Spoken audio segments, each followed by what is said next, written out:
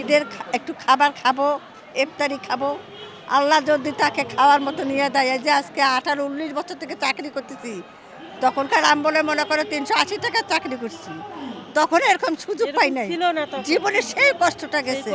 কিন্তু এবারে তারেক যে আসিয়া আলহামদুলিল্লাহ আল্লাহর কাছে যে এত শুকুর আদায় করতেছি যে ওনার কাছে এই পইয়াটা পাইছি। এবার আমরা প্রতিদান, এতদিন কেউ আমাদেরকে চিঠিতে দেয় নাই। গণপ্রজাতন্ত্রী বাংলাদেশ সরকারের মাননীয় প্রধানমন্ত্রী জনাব তারেক রহমান এই যে ঈদ উপহার 5,000 টাকা পেয়ে আমি খুশি ও আনন্দিত। আমার মানে বিগত কোনো সরকারের আমলেই এই টাকা আমি পাইনি। এই তারেক রহমানকে আমি মন থেকে আমি একেবারে কৃতজ্ঞতা প্রকাশ করতেছি। এরকম আমি কোনো দিন এরকম লোক পাবো না।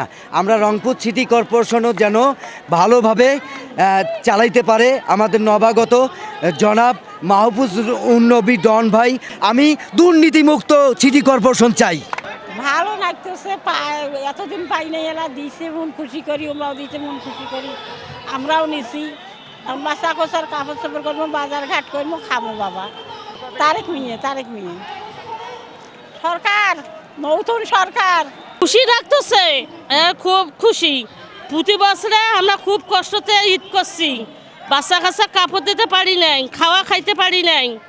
এবার তারেক মিয়ার ইয়াম বলে খুশি লাগতেছে, অনুদান পাইলাম, তাইও 6 পাক কাপড়ও দেবো, কিছু খাবো।